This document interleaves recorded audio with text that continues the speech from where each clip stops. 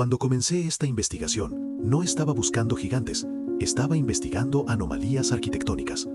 Puertas extremadamente altas, escaleras demasiado grandiosas, muebles escalados más allá de las proporciones humanas, ese tipo de cosas históricas estándar que normalmente se descartan como exceso decorativo o diseño ceremonial. Pero luego encontré imágenes, no mitos, no folclore transmitido durante generaciones con adornos, sino fotografías. Evidencia fotográfica real de mediados y finales del siglo XIX que mostraba personas de tamaño imposible de pie junto a personas de tamaño normal. Sus proporciones eran tan impactantes que parecían composiciones, pero no lo eran. La textura coincidía, la iluminación coincidía, las sombras caían correctamente. Estas imágenes existían antes de la tecnología capaz de falsificarlas de manera convincente. Y fue entonces cuando las explicaciones oficiales empezaron a derrumbarse. Cuanto más profundizaba, más fotografías encontraba. Carruajes de la década de 1860, tarjetas de gabinete de la década de 1870, imágenes coloreadas que mostraban figuras de hombres y mujeres de 8 pies, a veces incluso de 10 pies de altura. Estas no eran personas presentadas como artistas de circo, tampoco eran figuras de espectáculo con nombres documentados y rutas de viaje. Eran simplemente personas. Individuos fotografiados en entornos formales, vestidos con ropa acorde a la época, a veces rodeados de familiares de tamaño normal. Algunos de estos registros existen en los archivos del Museo Británico. El Smithsonian los menciona brevemente y luego los descarta como anomalías médicas sin profundizar más. En colecciones francesas existen imágenes similares catalogadas y archivadas. En registros imperiales rusos se mencionan individuos de tamaño inusual que servían en funciones ceremoniales. Siempre el mismo patrón: aceptar, clasificar, continuar. Nunca investigar, nunca preguntar por qué. ¿Por qué había tantos? ¿Por qué las fotografías se concentran en décadas específicas entre 1850 y 1900 y luego desaparecen repentinamente? ¿Por qué los relatos contemporáneos describen a estos individuos no como rarezas o curiosidades, sino como miembros normales de la sociedad que ocupaban posiciones de autoridad, como guardias, supervisores o capataces de proyectos de construcción? Y aquí está la parte más extraña. En muchas de estas fotografías, los gigantes están de pie frente a edificios enormes, edificios con puertas que parecen absurdamente grandes para humanos normales, pero perfectamente proporcionales para las personas que aparecen en las imágenes. Nos han dicho que estos edificios fueron diseñados para transmitir grandeza o intimidación. Pero cuando colocas a una persona de 2,7 metros en el encuadre, de repente todo tiene sentido. Una vez que lo ves, no puedes dejar de verlo. Comencé a medir puertas en edificios gubernamentales de los siglos XVIII y XIX que alcanzan entre 3,6 y 4,5 metros de altura. No en las entradas principales, sino en pasillos interiores, donde la grandeza no cumple ninguna función. Escaleras con escalones tan altos que una persona promedio tendría que esforzarse para subirlos cómodamente. Muebles encontrados en subastas y museos, mesas, sillas, camas, todos ligeramente demasiado grandes, todos clasificados como decorativos o hechos a medida para personas altas. Pero no es un solo edificio, son miles. Edificios en América, edificios administrativos en Europa, complejos gubernamentales en Rusia, India y Sudamérica. Todos construidos en el mismo periodo, todos con las mismas proporciones excesivas. Se dice que todo fue diseñado así por razones estéticas, ignorando la falta de practicidad evidente, el costo adicional y los hechos.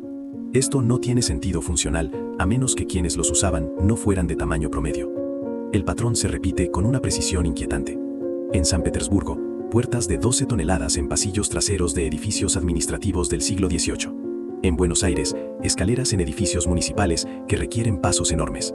En Delhi, muebles en edificios gubernamentales coloniales que hacen que un hombre de 1,80 se sienta como un niño.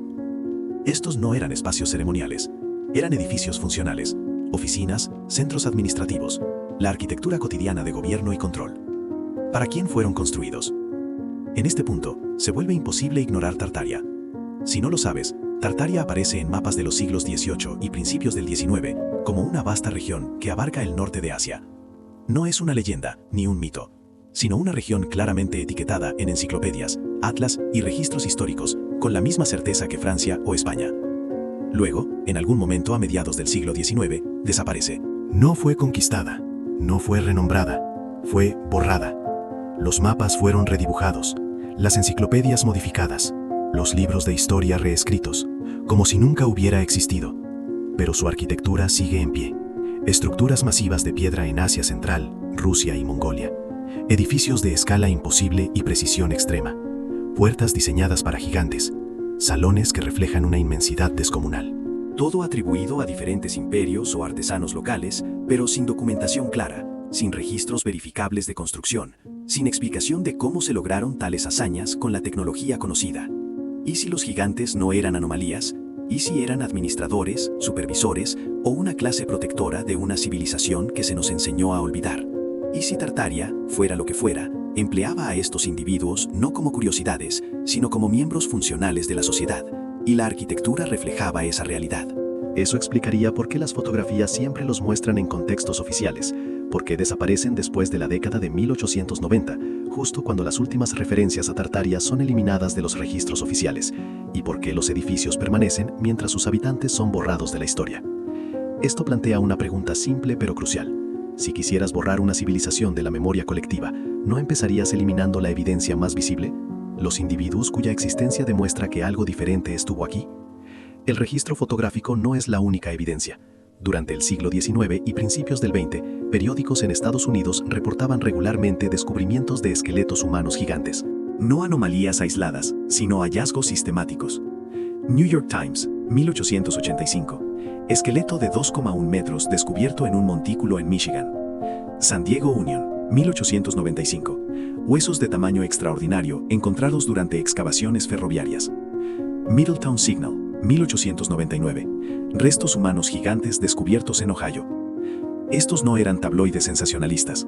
Eran periódicos principales informando lo que en ese momento se consideraba noticia, pero no especialmente controvertida.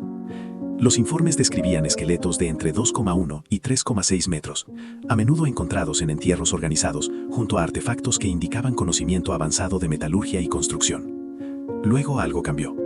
Después de 1920, estos reportes se detienen. No gradualmente, sino abruptamente. Descubrimientos que antes eran titulares desaparecen por completo.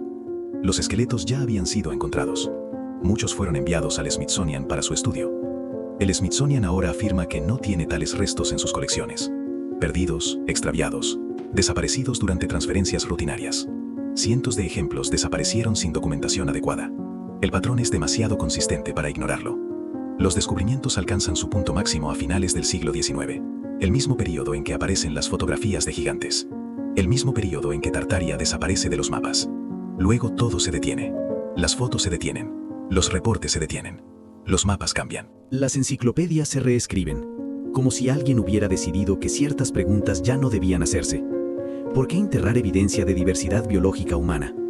¿Por qué eliminar sistemáticamente evidencia física que desafía la narrativa estándar de la historia humana? A menos que esa evidencia sugiera algo más grande, algo organizado, algo diferente de lo que se nos enseñó.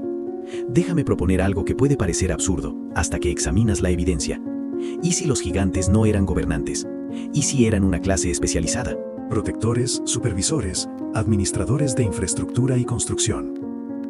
¿Y si su tamaño no era ceremonial, sino funcional? ¿Y si los edificios estaban dimensionados para ellos porque eran quienes supervisaban su construcción y mantenimiento? Esto explicaría los patrones arquitectónicos.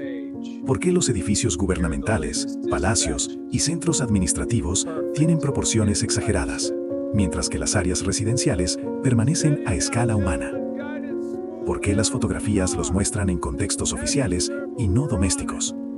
¿Por qué los registros históricos los ubican en roles de autoridad y supervisión, pero rara vez como comerciantes, artistas o trabajadores comunes? También explicaría el misterio de la construcción. ¿Cómo se levantaron estructuras de piedra masiva con tal precisión en los siglos XVIII y XIX? Tal vez no fueron construidas por las civilizaciones a las que se les atribuyen.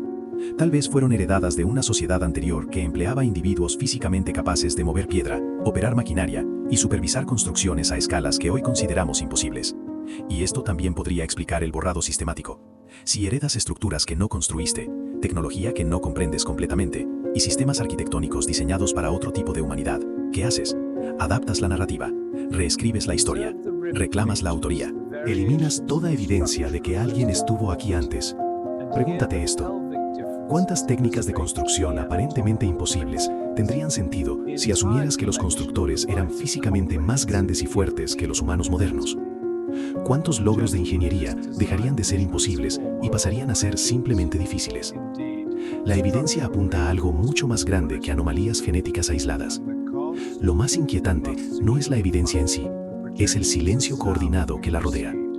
Las instituciones académicas no discuten los esqueletos gigantes, actúan como si nunca hubieran existido. Los museos no exhiben las fotografías, las archivan como material no verificado. Las asociaciones históricas no investigan las proporciones arquitectónicas, las descartan como decisiones artísticas. Este patrón se repite a través de disciplinas, países y siglos. No es una supresión activa, es un borrado pasivo. Preguntas que no se hacen, evidencias que no se conectan, conclusiones que no encajan con la narrativa establecida. Y cuando lo mencionas, cuando alineas la evidencia, fotografías, arquitectura, periódicos, registros perdidos, siempre obtienes la misma respuesta. Interesante, pero irrelevante. Como si la coincidencia lo explicara todo, como si los patrones no importaran, como si preguntar por qué fuera inapropiado. Pero esa es precisamente la pregunta.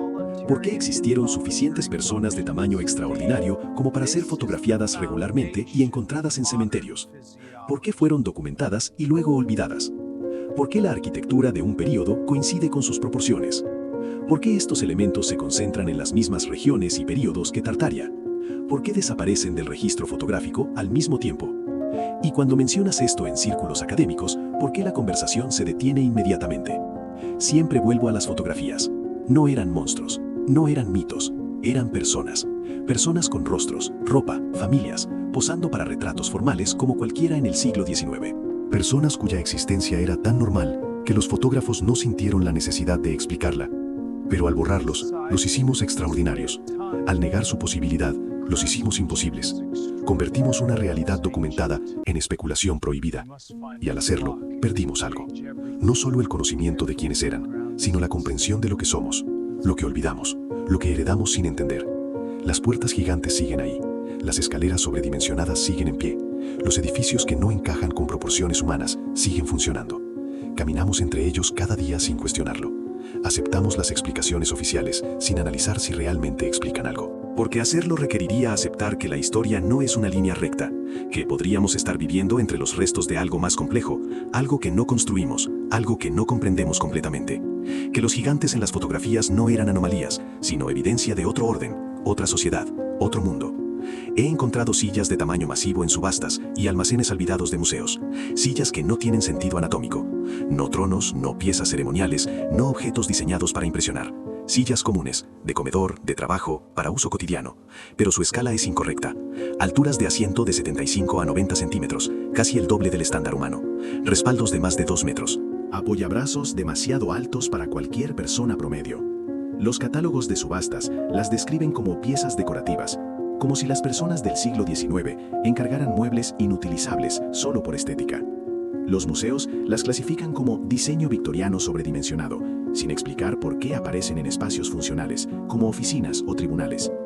Y luego están las herramientas, llaves gigantes encontradas en demoliciones en Europa y Norteamérica, de más de 1 metro de largo, no decorativas, no ceremoniales, herramientas funcionales con marcas de uso real, diseñadas para manos mucho más grandes que las nuestras, clasificadas como equipo industrial sin explicación, vendidas como curiosidades sin contexto. Y entonces todo encaja. Los muebles, las herramientas, la arquitectura, no son anomalías, son evidencia. Entonces, ¿quiénes eran estos gigantes? ¿Guardianes de Tartaria? ¿Administradores de una civilización que se nos enseñó que nunca existió? ¿Supervisores de construcciones que aún hoy no podemos replicar? No tengo respuestas definitivas, solo preguntas que se acumulan, creando un peso que la narrativa oficial no puede sostener. ¿Por qué las fotografías coinciden con la desaparición de Tartaria? ¿Por qué la arquitectura coincide con sus proporciones? ¿Por qué los registros desaparecen al mismo tiempo? No es coincidencia, no es variación aleatoria, es un patrón. Y cuando ves el patrón, solo queda una pregunta. ¿Qué es lo que no nos están contando?